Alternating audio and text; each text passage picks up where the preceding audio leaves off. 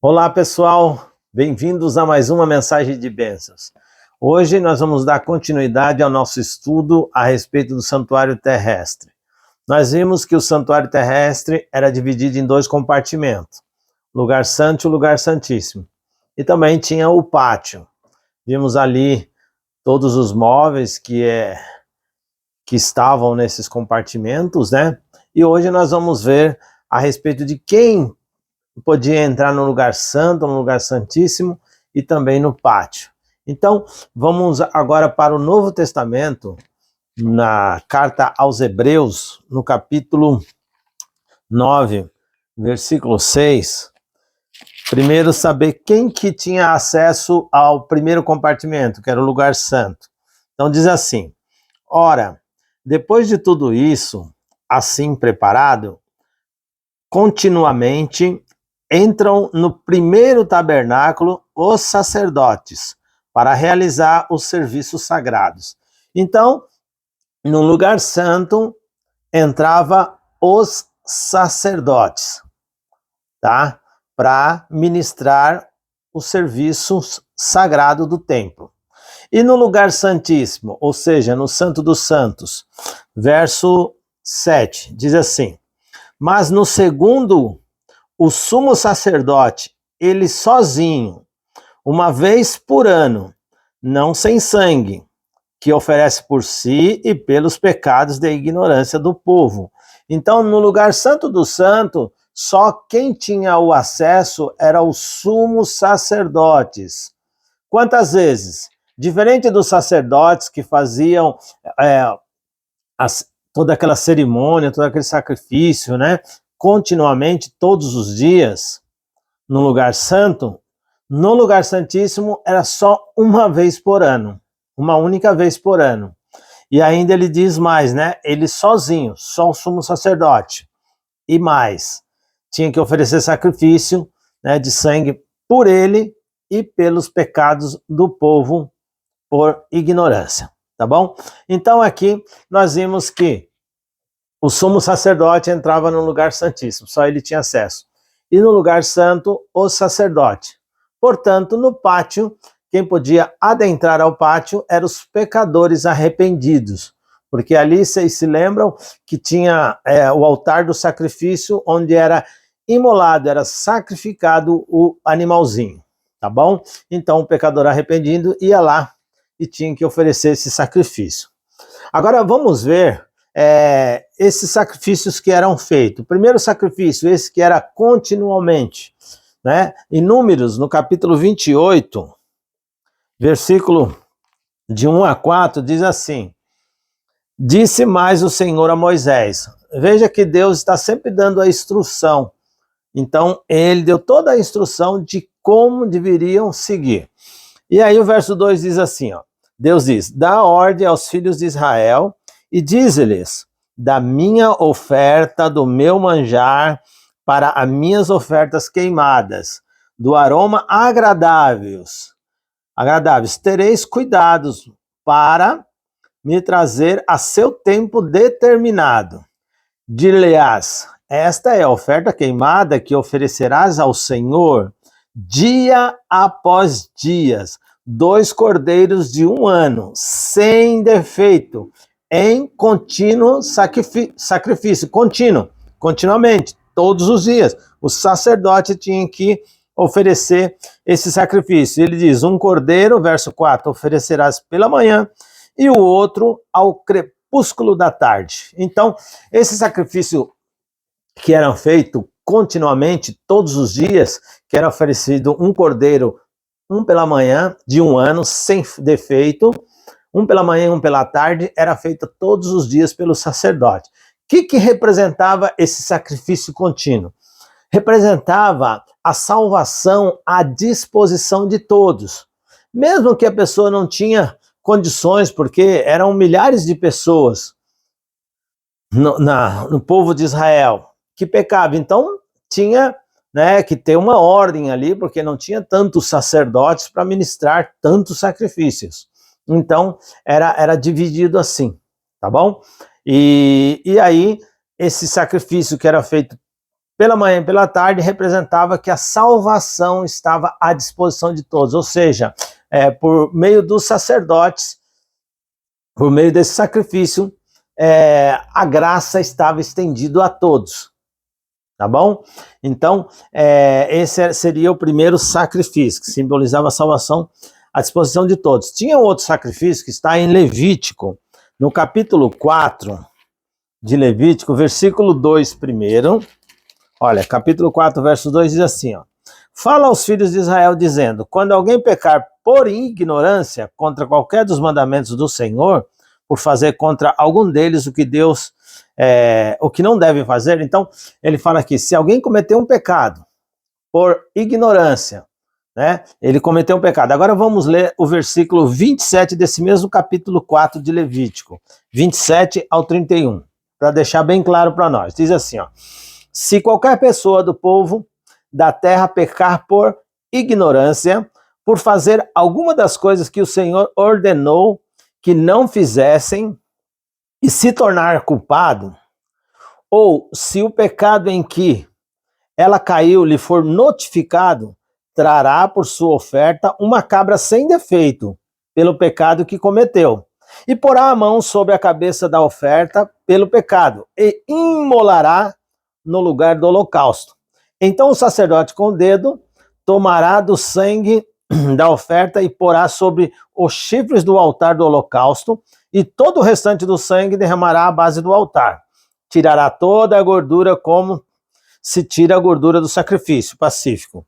O sacerdote a queimará sobre o altar como aroma agradável ao Senhor, e o sacerdote fará expiação pela pessoa e ela será perdoada. Então, esse segundo sacrifício era o sacrifício pelo pecado. Então, vejam só, a pessoa cometeu um pecado por ignorância, transgrediu um dos mandamentos de Deus. Então ela pegava ali um animalzinho de 1 ano, sem mancha, sem defeito, né?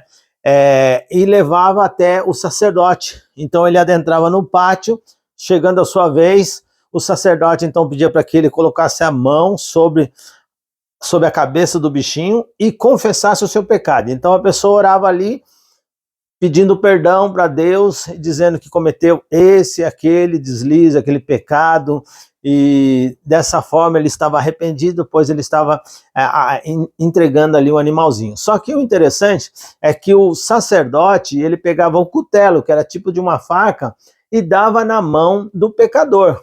E o pecador tinha que imolar um animal, tinha que sacrificar o animal, ele tinha que matar o bichinho. Então, conforme ele colocava a faca ali, rasgava o pescoço do bichinho, aquele sangue saía, ele ficava com na mente aquela cena, né? O bichinho ali morrendo, estribuchando, devido ao pecado que ele havia cometido. Então, o sacerdote pegava ali o sangue e via esse sacerdote entrava no lugar santo e depositava ali o sangue ali. Então, via sacerdote, o pecado do pecador foi passado para o bichinho morreu, foi derramado o seu sangue, e aquele sangue foi levado via sacerdote para dentro do santuário, e assim, dessa forma, o pecador era perdoado. Tem um versículo na Bíblia que diz assim: não existe remissão de pecados sem derramamento de sangue.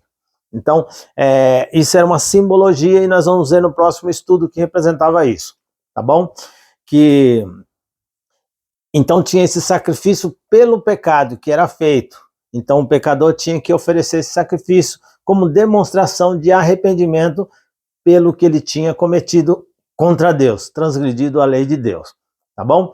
E existia um outro terceiro sacrifício também, que era feito, que está em Levítico, no capítulo 16, versículo 8.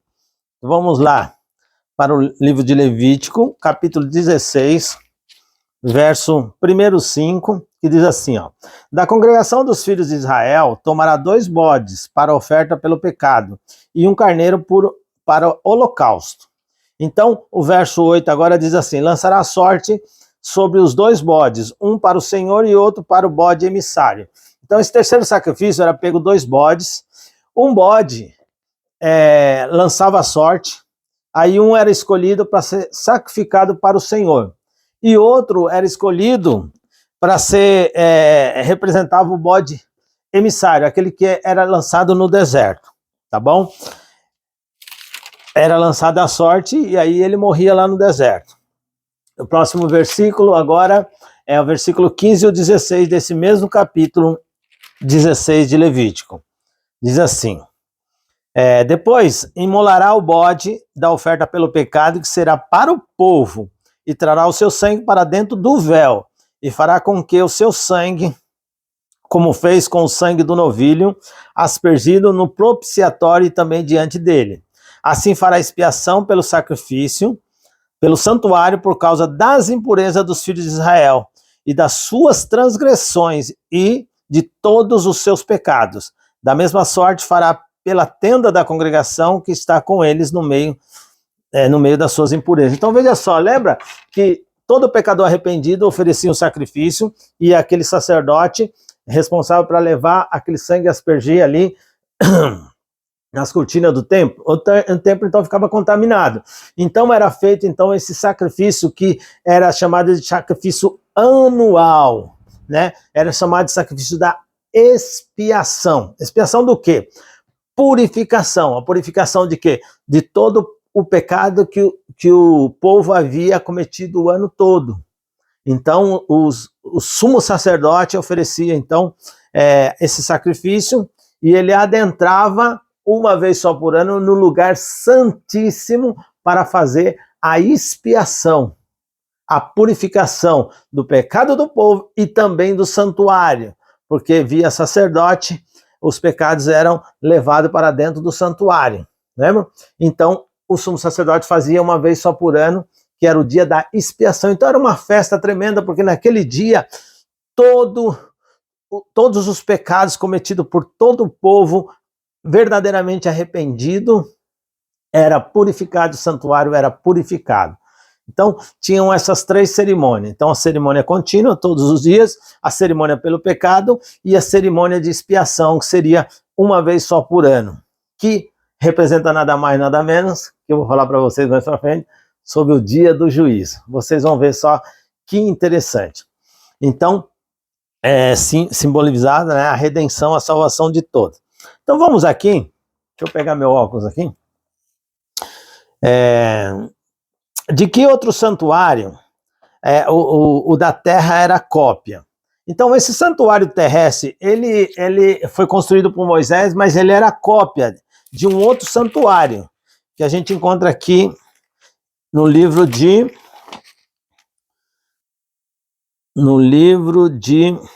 Êxodo, no capítulo 25, versículo 40. Êxodo, segundo livro da Bíblia, 25, 40.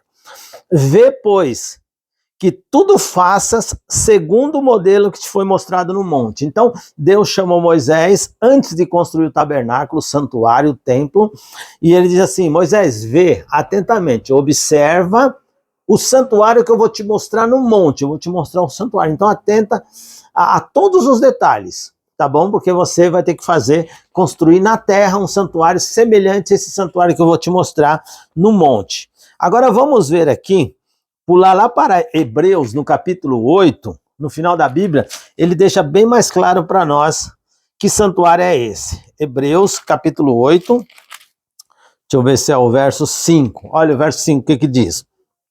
Os quais ministram em figura e sombra das coisas celestes, assim como foi Moisés divinamente instruído quando estava para construir o tabernáculo. Pois diz ele: vê que faça todas as coisas de acordo com o modelo que te foi mostrado no monte. Então, que modelo foi mostrado para Moisés no monte? O modelo do santuário é que ele diz, que ministra em figura da sombra das coisas celestes. Ou seja, Deus mostrou para Moisés o santuário celestial. Então existe um santuário no céu. Existe, queridos, um santuário no céu, que é o santuário celestial, que é o tema do nosso próximo estudo, que é o santuário celestial. Então Moisés foi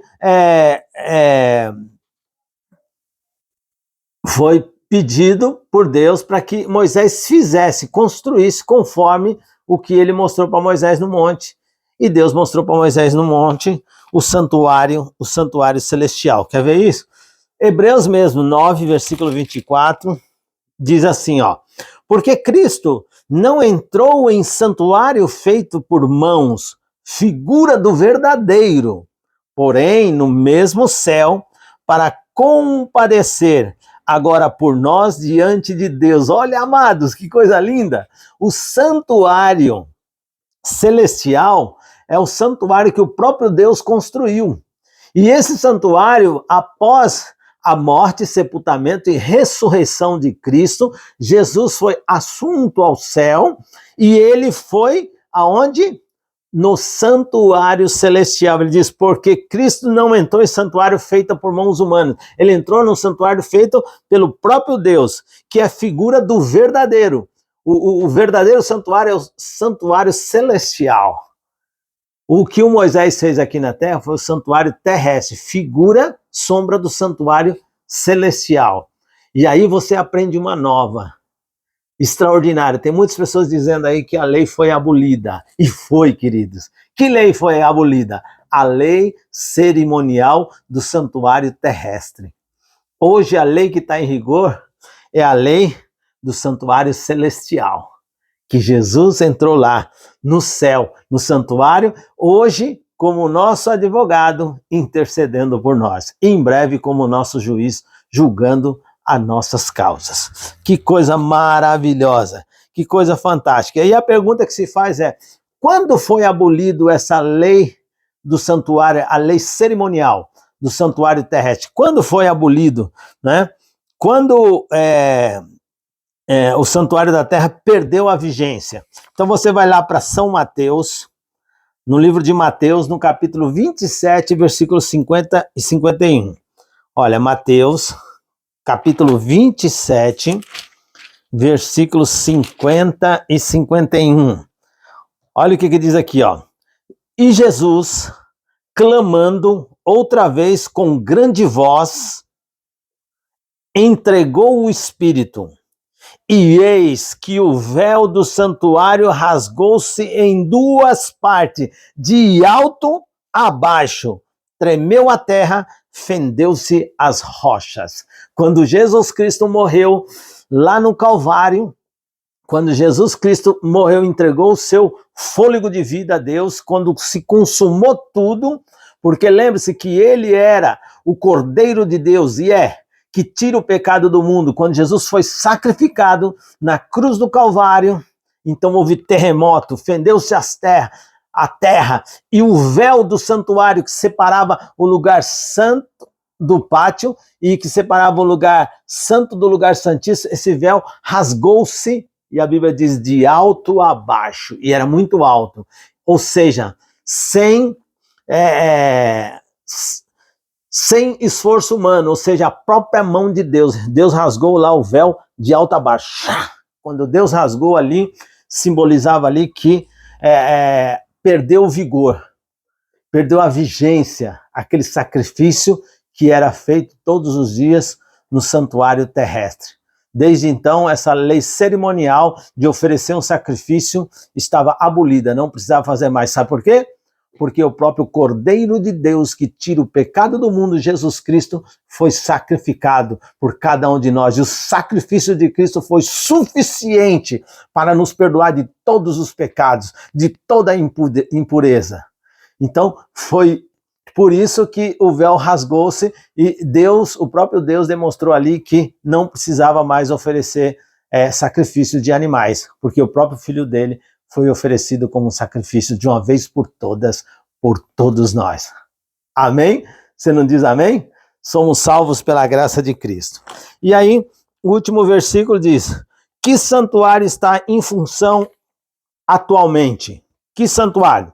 Hebreus, no capítulo 8, olha aqui, no Velho Testamento, lá no finalzinho da Bíblia, Hebreus, no capítulo 8, versículo 1 e 2, diz assim, ora, o essencial das coisas que temos dito é que possuímos tal sumo sacerdote que se assentou à destra do trono da majestade nos céus, como ministro do santuário e do verdadeiro tabernáculo que o Senhor erigiu e não o homem. Então, diz aqui que Jesus Cristo, ele entrou no santuário celestial para interceder por mim e por você.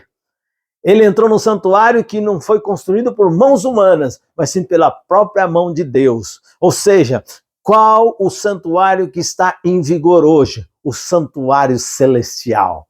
Queridos, existe um santuário no céu que Deus preparou, que lá existem essas cerimônias de expiação, de perdão, de purificação, de salvação.